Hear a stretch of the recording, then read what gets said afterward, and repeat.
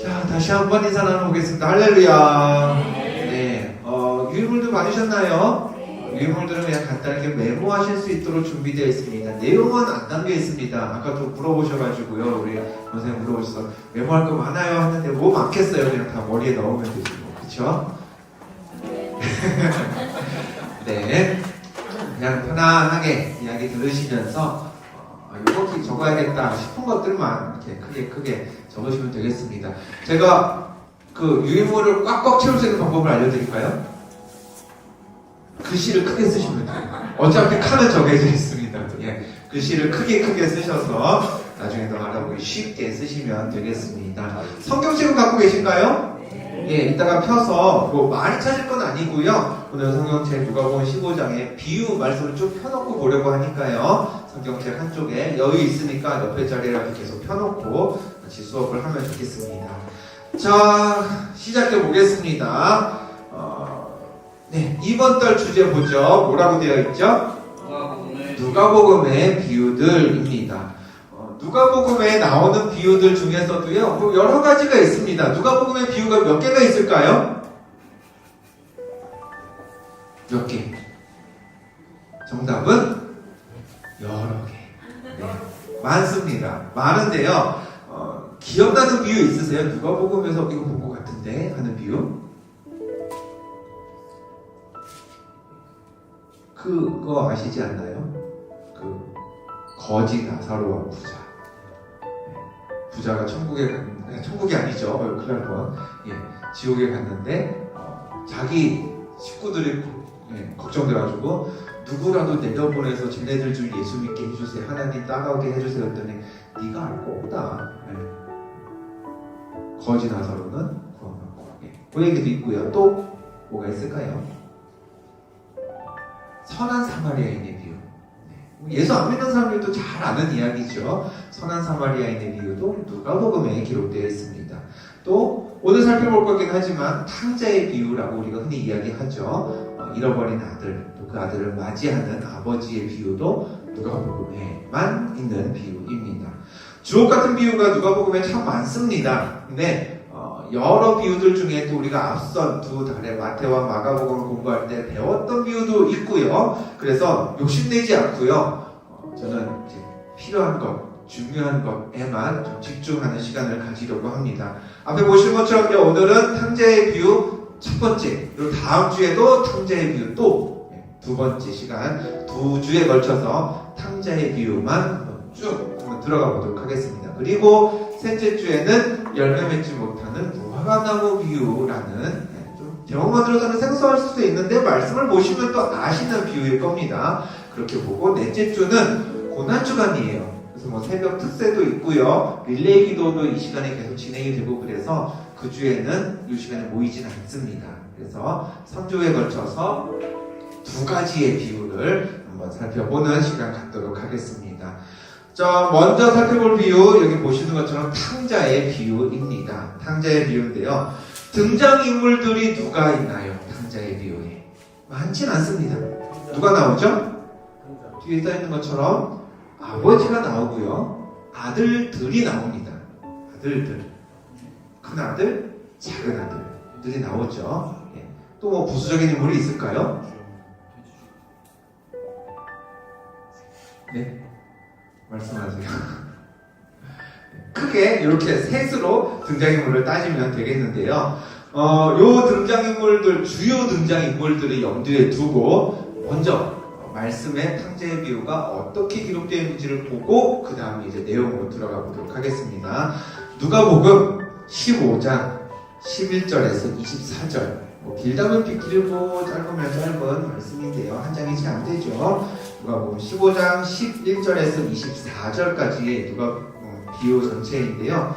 요 비유를 한번 쭉 읽어보도록 하겠습니다. 찾아보시겠어요? 누가복음 15장 11절에서 24절입니다. 찾으셨나요? 네. 제가 11절, 여러분이 12절, 우리 한 절씩 교독하면서 24절까지 차근차근 한번 읽어보겠습니다. 읽겠습니다. 이르시되 어떤 사람에게 두 아들이 있는데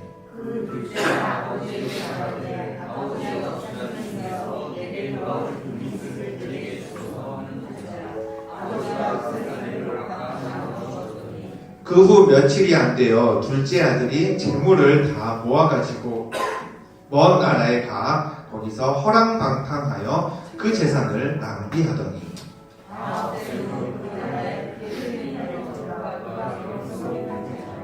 가서 그 나라 백성 중 한 사람에게 붙여 사니 그가 그를 들로 보내어 돼지를 치게 하였는데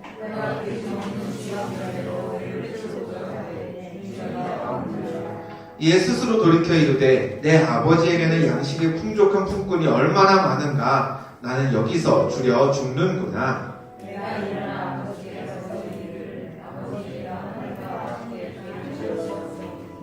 지금부터는 아버지의 아들이라 일컬음을 감당하지 못하겠나이다.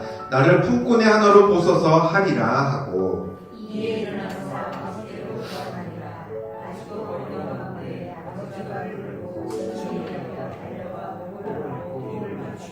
아들이 이르되 아버지 내가 하늘과 아버지께 죄를 지었사오니 지금부터는 아버지의 아들이라 일컬음을 감당하지 못하겠나이다 하나 아버지는 종들에게 이르되 제일 좋은 옷을 내어다가 입히고 소년의 아들을 이루고 가지를 신으라 그리고 살진 송아지를 끌어다가 잡으라 우리가 먹고 즐기자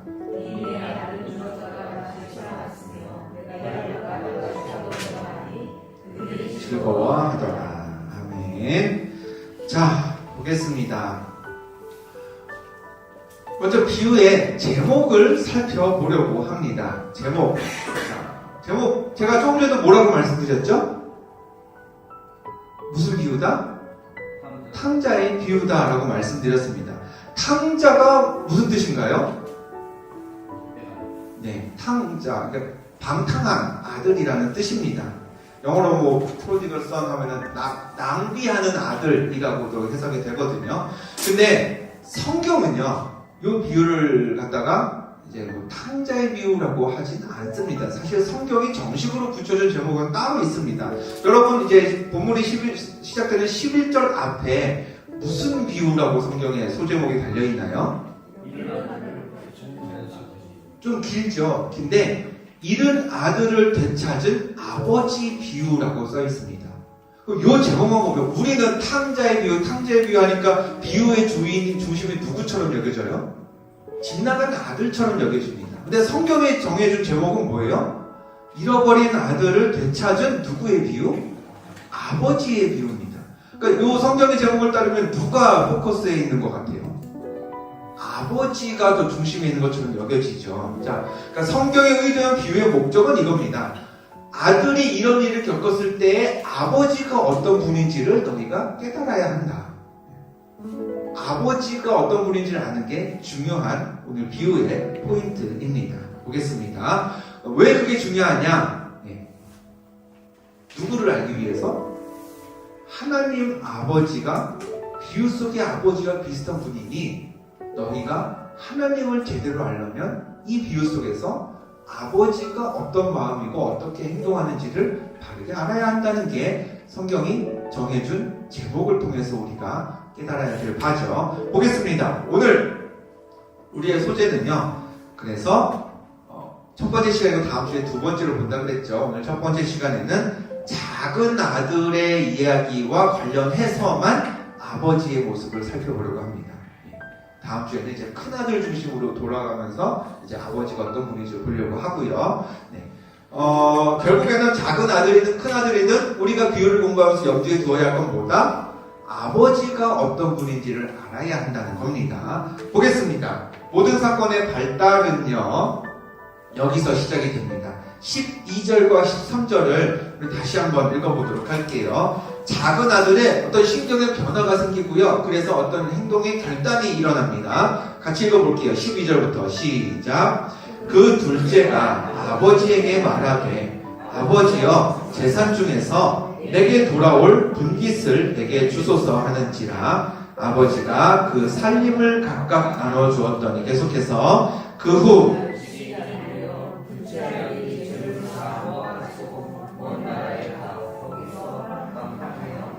그 재산을 낭비하더니 했습니다. 자, 요 말씀 두 구절을 잘 펴놓고 보시길 바랍니다. 눈으로 한번 계속 보세요. 지금 아들과 아버지의 행적을, 대화를 기록하고 있는 두 절에서요, 결국엔 똑같은 건데 계속 다르게 불리는 이름이 하나 있어요. 보이시나요? 결국엔 같은 거예요. 근데 성경이 두 구절에서 계속 다른 명칭으로 이걸 불러요. 보겠습니다. 예, 뭐예요? 돈. 아버지에게서 아들에게 간 돈이 계속 명칭이 바뀝니다.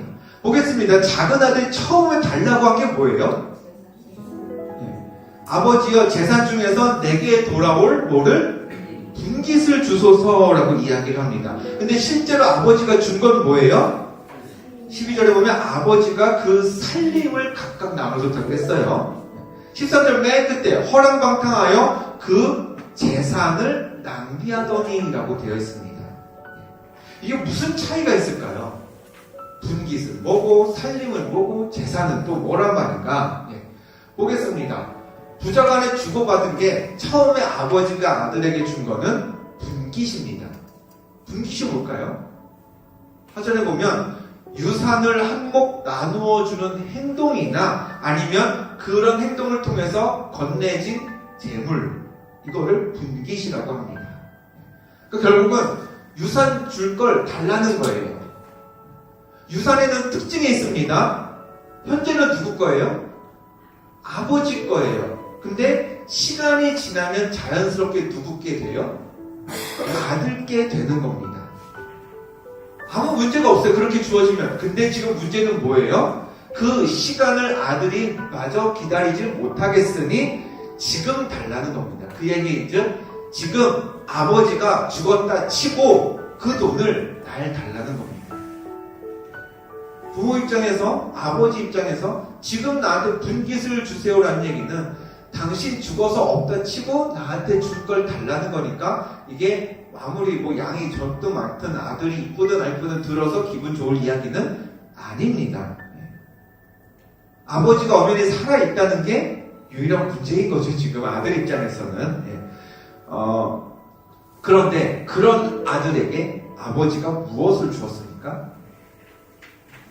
살림을 주었대요.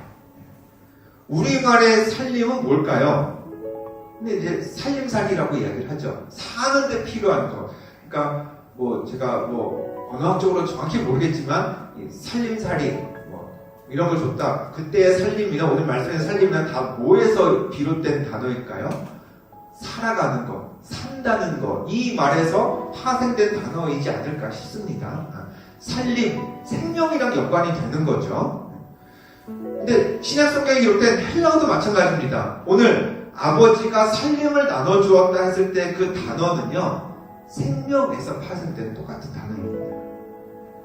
그러니까 아들은 뭘 요구했어요? 당신 죽었다 치고 나한테 줄 걸 달라고 했는데 아버지가 말 그대로 그래, 나 죽었다 치자. 그래서 내가 너는 살림아 하고 생명을 내어준 겁니다.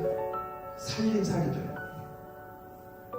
자, 보겠습니다. 그러면 그 아버지의 생명을 받은 아들이 어떻게, 뭘 허비했나요?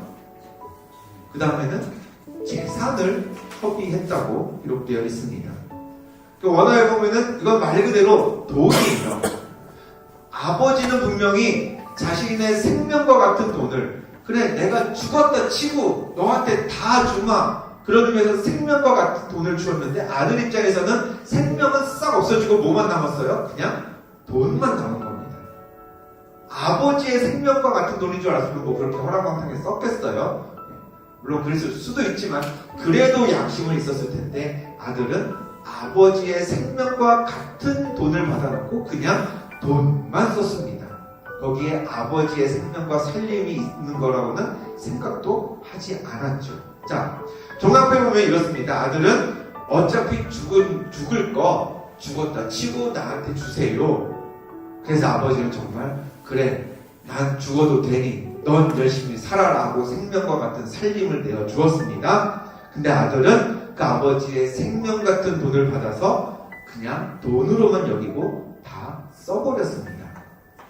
어떻게 보면 피조물의 우리가 다 그렇지 않을까 싶습니다. 하나님이 살아 계시든 죽어 없든 하나님의 이 세상 존재하든 안 하든 신경 안 쓰고 그냥 열심히 살아가는 사람들이 참 많습니다.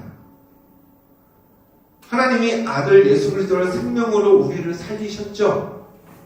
생명을 내어주셔서 우리를 살리셨는데 우리는 그렇게 얻은 이 삶에서 예수님의 생명은 생각지도 않고 그냥 아이고 잘 먹고 잘 살아야지. 생명은 어디 가고 그냥 내가 누리는 것만 누리면서 살아갑니다. 조금 전에 5시 반에 제가 청년 한 명을 신방을 했어요. 작년에 10월부터 저희 교회에 이제 출석한 친구거든요. 어떻게 신앙생활을 하게 됐냐.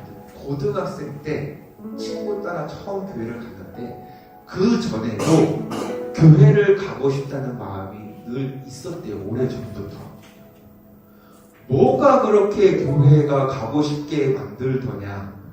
왜 교회를 가고 싶다고 생각했냐. 그랬더니 한참을 생각하더니 그냥 가고 싶던데요? 라고 하더라고요. 네. 진짜 청년들 수백 번 신방을 해봤지만 그런 청년은 처음 봤습니다. 예.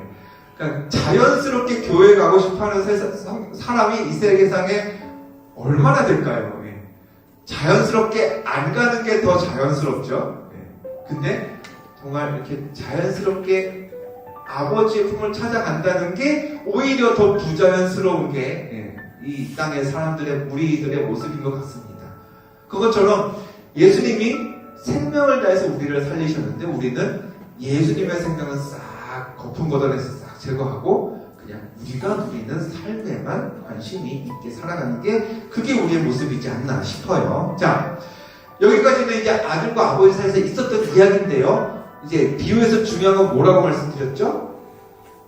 아버지가 어떤 분인지를 아는 게 중요하다고 말씀드렸습니다. 그래서 아버지가 어떤 분인지를 한번 살펴보도록 하겠습니다. 이게 여기서만 끝나면 아들이 아버지께 받은 생명과 같은 것을 다 허락받게 있어서 없애버렸다라고 하면은 이 땅은 그냥 죽음으로 멸망하는 겁니다. 그렇죠? 그런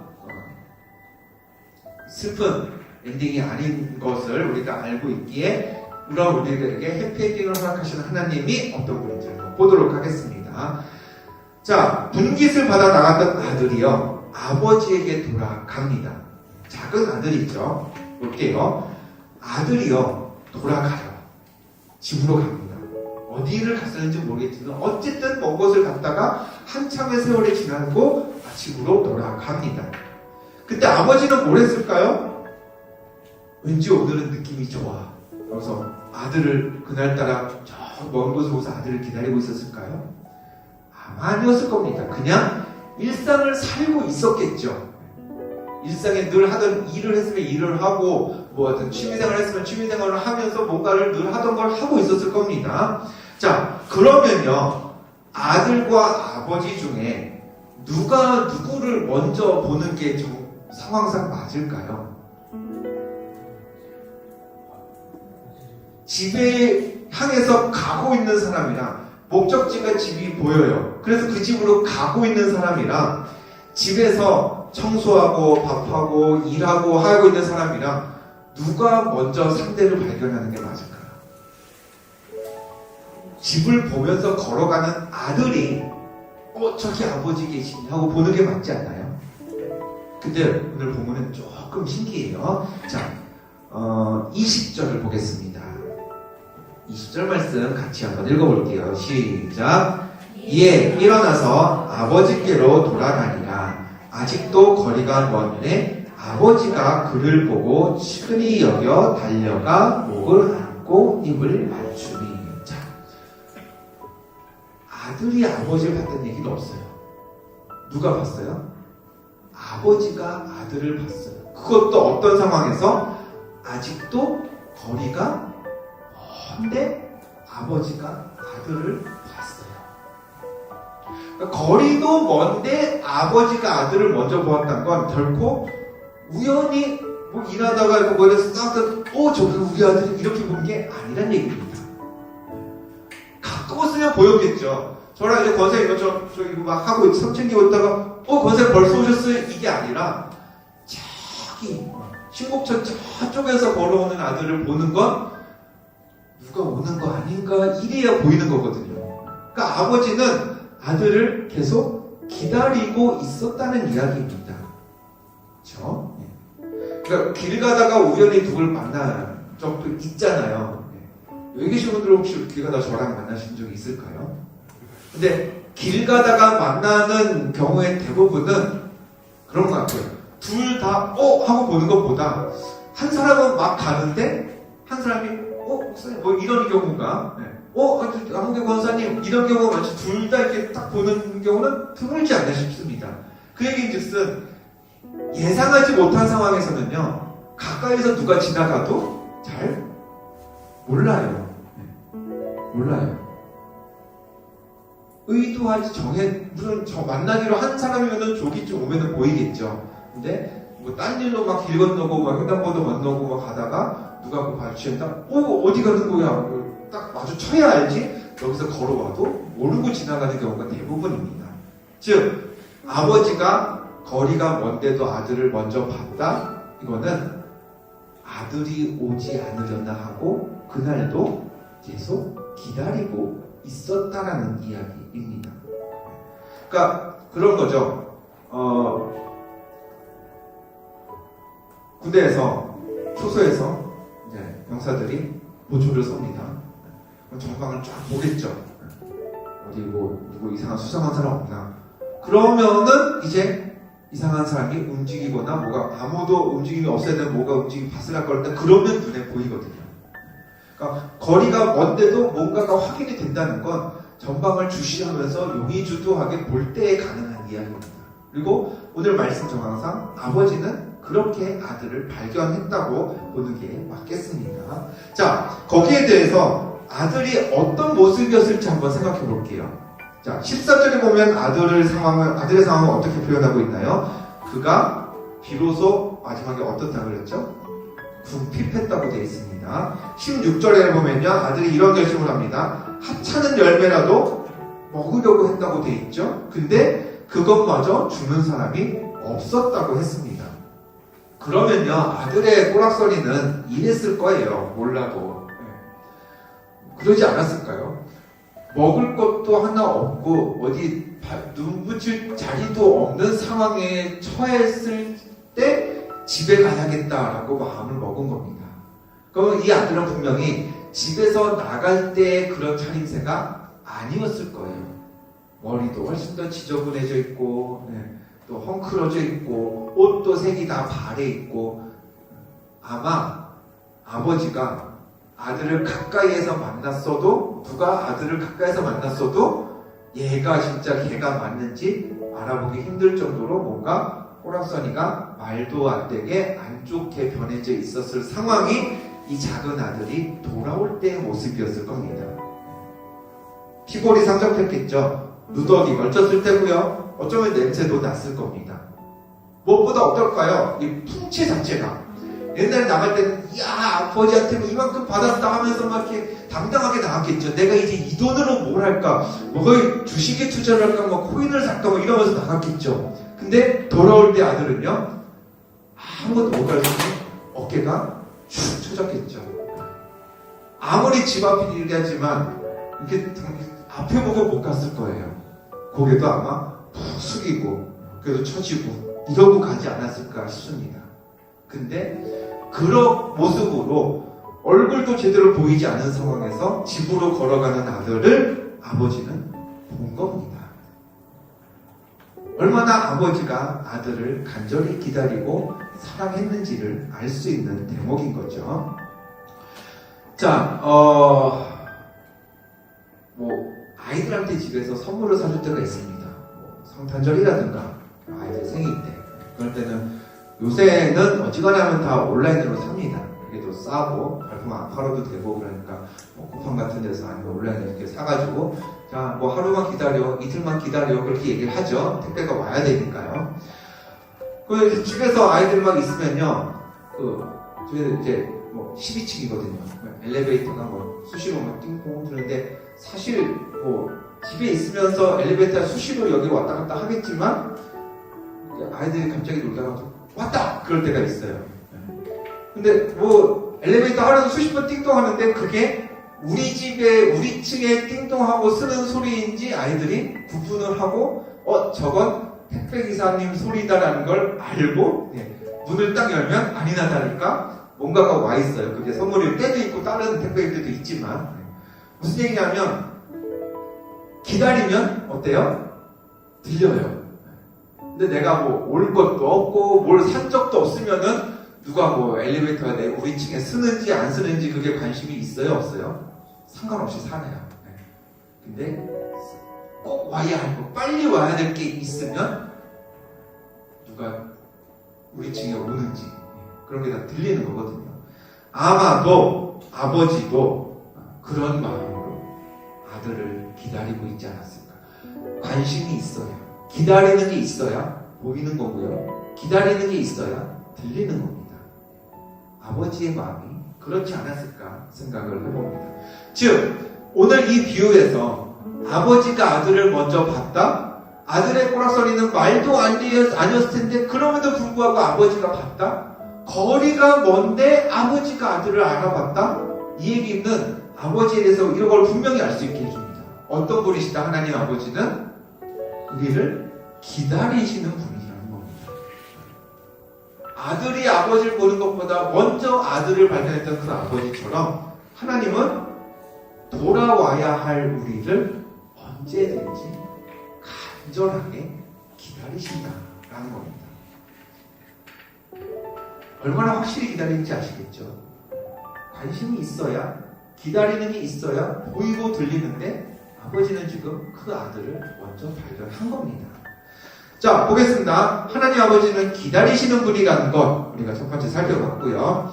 또 하나, 아버지가 아들을 발견했는데요. 그 다음은 어떻게 행동했는지를 20절 말씀을 통해서 한 번 더 보겠습니다. 20절 읽어볼까요? 아까 읽었는데 한 번 더 읽겠습니다. 시작. 이에 일어나서 아버지께로 돌아가니라. 아직도 거리가 먼데 아버지가 그를 보고 측은히 여겨 달려가 목을 안고 입을 맞추니 라고 했습니다. 자, 아버지가 아들을 딱 봤습니다. 그 다음부터 기록된 행동들이 뭐가 있죠? 아버지가 그를 보고 측은히 여겨서 어떻게 했어요? 어떻게 했어요? 달려갔어요. 그리고는 목을 안고 입을 맞췄다라고 아버지의 행동을 쭉쭉쭉 세 가지를 나열하고 있습니다. 자, 이 아버지가 어떤 아버지냐면요. 나중에 비유 후반절에 가보면 아들이 돌아왔다고 뭘 해요? 잔치를 열어요. 소를 잡아요. 종들도 하인들도 있어요. 즉 어지간히 살았던 형편이 넉넉했던 사람이었다는 이야기입니다. 그런 아버지일수록 뭐가 있어요? 체면도 있고 위신도 있었을 텐데 지금 아버지는 그런 것 따질 때가 아니었습니다. 그렇게 기다리던 아들이 왔으니 거리가 먼데 아들이 보인다? 그 다음 행동이 뭐였어요? 달려갔어요. 예전에 우리나 여기 유대인들은 마찬가지인 것 같아요. 예전에 우리 양반들이 어디 뛰었나요? 안 뛰었죠. 이러고 가면 갔지, 그렇죠? 네. 유대인들도 그러지 않았을까요? 이제 막 율법을 공부하고 막 이렇게 부유하고 이제 뒷면을 지켜야 되는 사람들이 어디 이렇게 뭐 신문을 벗고 막 이렇게 벗겨질 만큼 뛰어가겠습니까? 근데 아버지는 뛰어갔습니다. 뛰어가서는 뭘 했나요? 목을 안고 또 입을 맞췄다라고 되어 있죠. 이 목을 안고라는 표현이요, 유대 사람들의 그 문화에서 보면은, 그러니까 목을 이렇게 안았다는 게 아니라 이렇게 안고 털썩 이렇게 쓰러졌다는 이야기예요. 여기 기대서 이렇게 털썩 이렇게 의지했다라는 이야기거든요. 뭘 했을 때 그런 증상이 나타나나요? 달리긴 달렸는데 어떻게 달렸을 때? 진짜 열심히 막차 놓치지 않으려고 막 뛰어가서 탔던 것처럼 그렇게 아들 보기 위해서 혹시라도 등 돌리고 가버릴까봐 내 아들 눈에 보일 때 잡아야지라는 마음으로 열심히 뛰어가가지고 아들을 보고 한 게 목을 탁 끌어안으면서 이렇게 의지하듯이 거기에 떠밀려듯이 그렇게 쓰러지듯이 아들을 껴안는 겁니다. 그만큼 열심히 달렸다는 의미죠. 자, 그러면 우리 하나님은 어떤 분이시냐? 이렇게 말씀드릴 수 있겠습니다. 두 번째로 달려오시는 분이시라는 겁니다. 우리가 하나님께 하나님 저를 용서해 주세요. 하나님 저 이제 하나님께로 돌아가겠습니다. 이전과 같이 살지 않겠습니다. 라고 하면 하나님이 그래 너의 그 말이 진심인지 한번 내가 앞으로 1년 동안 널 잘 살펴보겠다. 이러시나요?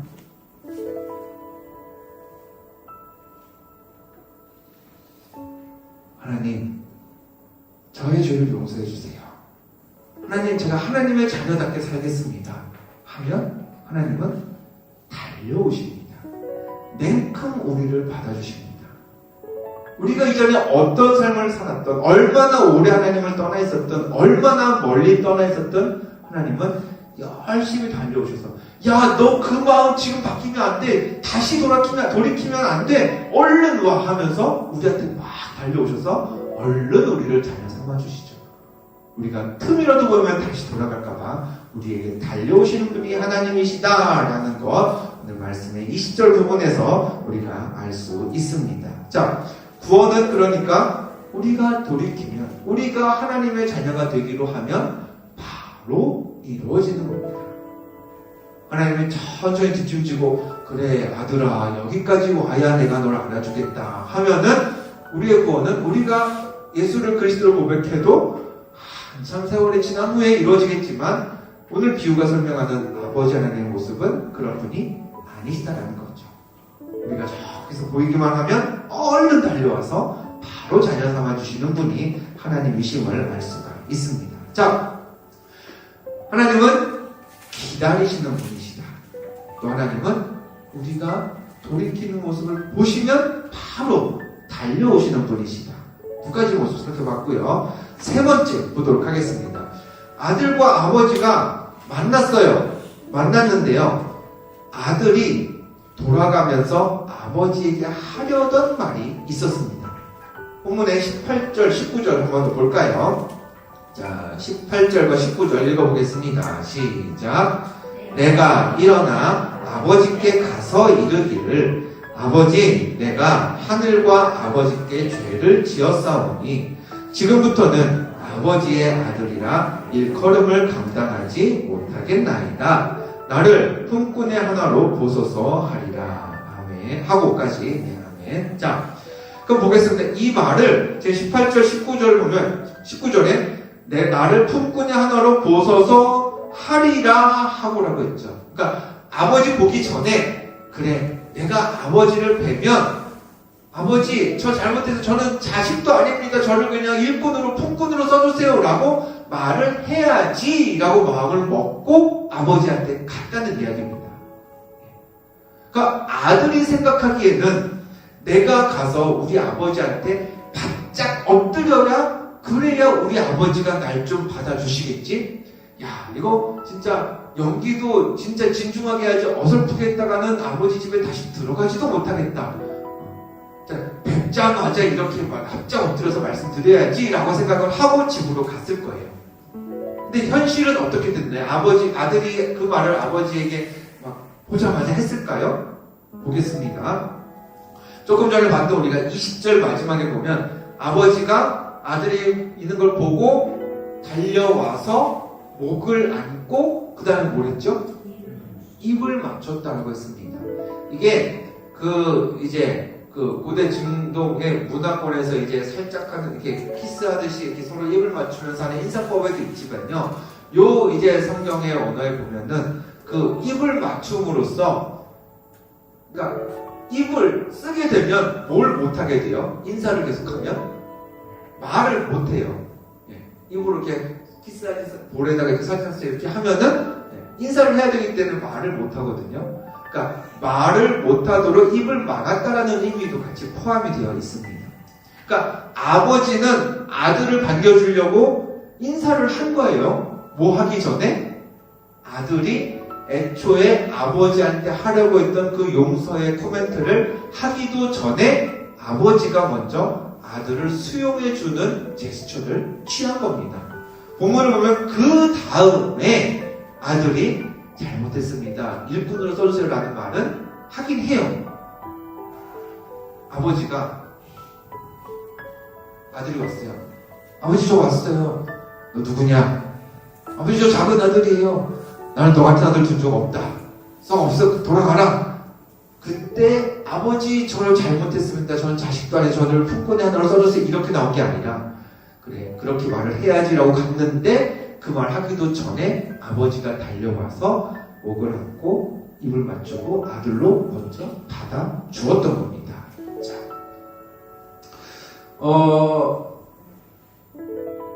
그러니까 구원에 하나님 아버지가 베푸시는 구원의 순서가 이 비유의 한 장면에도 잘 드러나 있는 거죠. 아들이 용서를 구해서 아버지가 받아준 게 결코 아닙니다.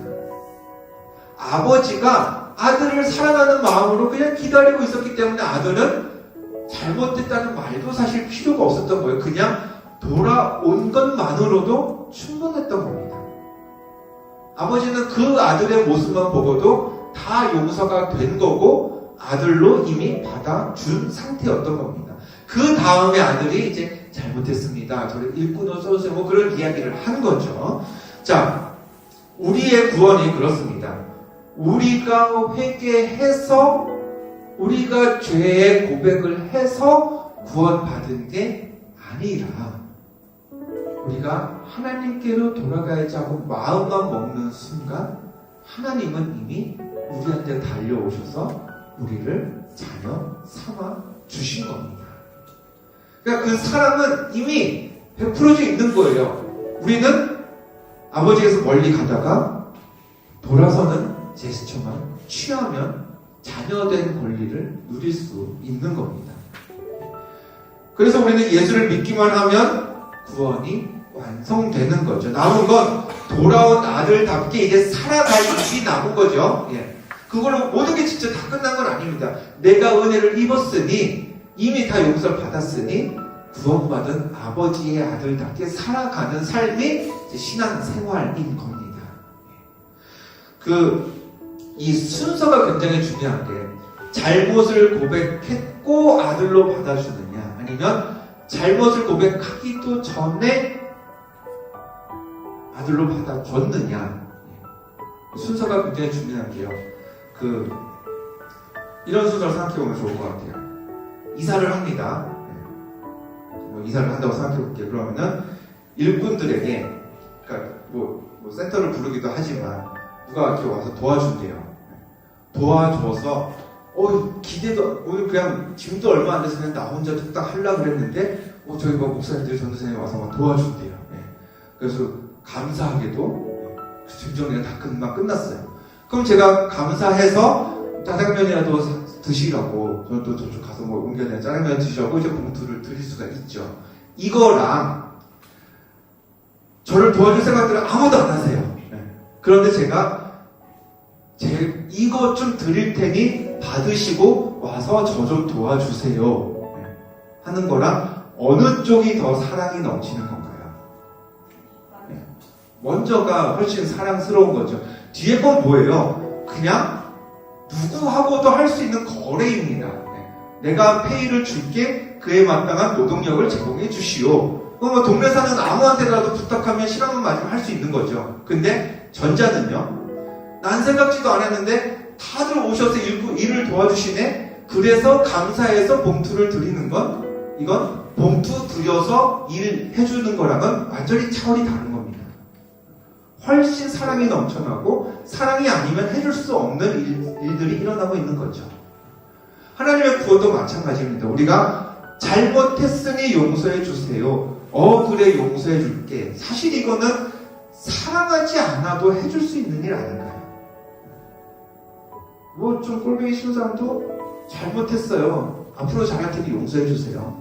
그래요. 우리 한번 나중에는 잘 해봅시다. 이렇게 할 수 있는 거잖아요.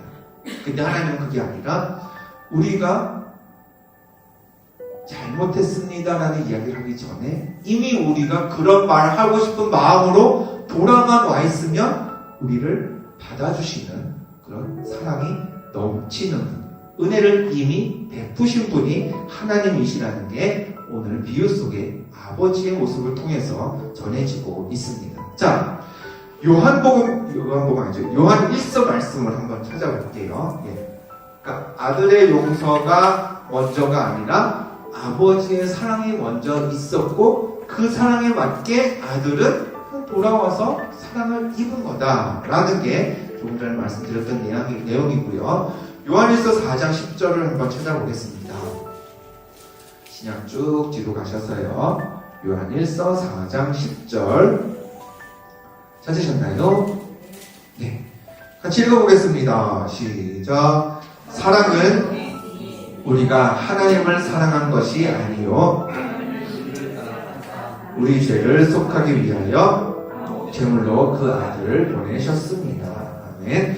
예수님이 세상에 오신 이유는요, 뭐예요? 하나님이 우리를 사랑하셨습니다.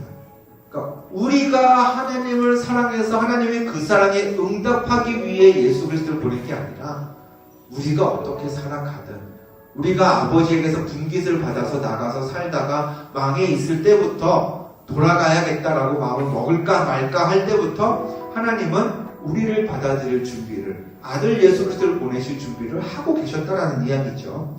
그래서 제가 아까 말씀드렸죠. 순서가 중요하다는 겁니다.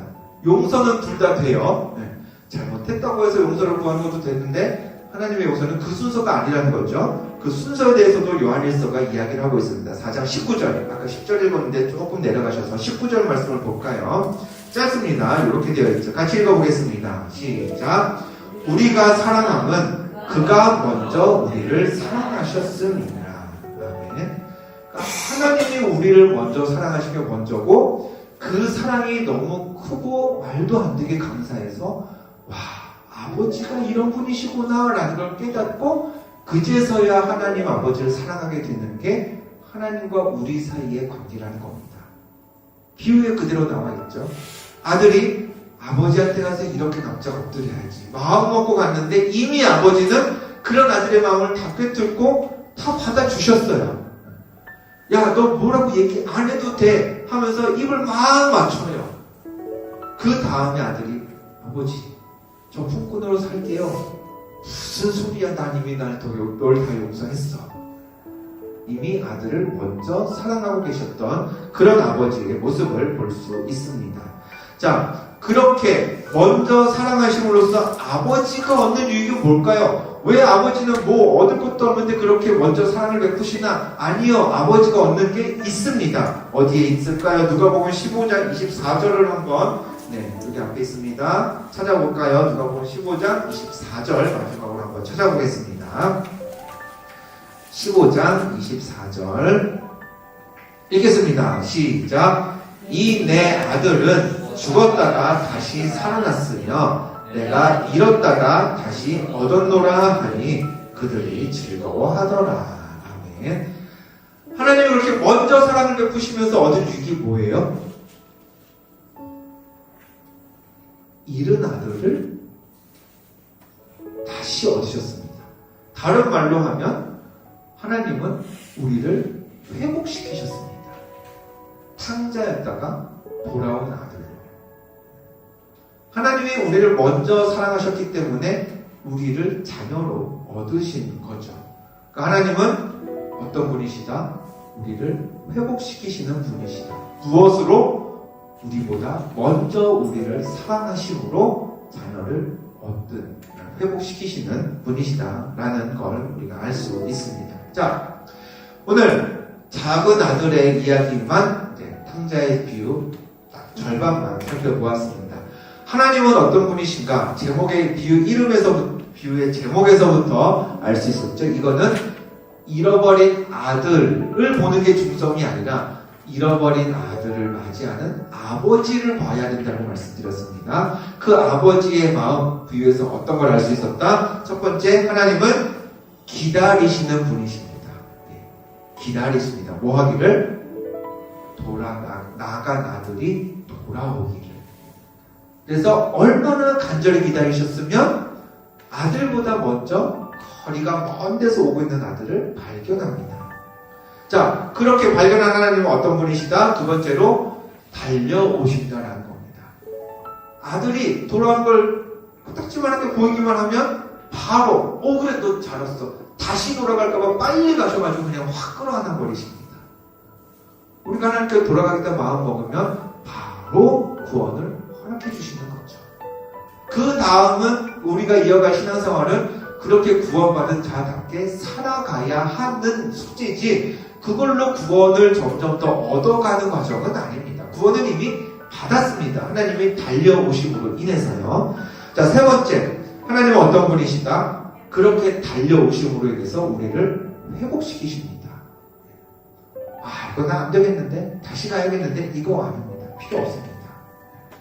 이미 우리를 사랑하셔서 받아주실 분이시고, 그래서 다시 자녀로 살아가도록, 넌 한참 나갔다가 돌아왔으니 내 품꾼이야. 이거 아니죠.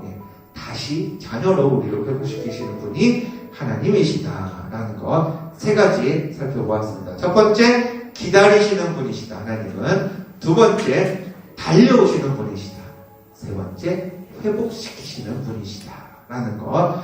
그 하나님의 사랑이 얼마나 크고 놀라운지, 정말 세상에서 볼 수 없는 사랑이라는 것, 오늘 비유가 잘 전해주고 있고요. 우리가 또 마지막에 살펴본 요한일서 말씀이 또 잘 정리해주고 있습니다.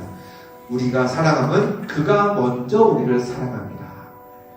아들이 자녀됨은 아버지가 먼저 그를 받아주고 품어주었기 때문이다 라는 거 기억하시면서 하나님의 사랑이 얼마나 크고 위대한지 다시 한번 되새기시면 좋겠고요. 다음 주에 오시면 또 이어지는 요 비유가 이제 나갔던 아들이 돌아오고 끝나면 얼마나 좋아요? 근데 우리에게는 또 다행스러운가요? 더 공부할 게 남아있습니다. 큰아들이 갑자기 또 나타납니다. 그렇죠? 큰아들의 또 아버지와 관련된 이야기들을 보면서 아버지가 어떤 분인지를 계속해서 살펴보도록 하겠습니다.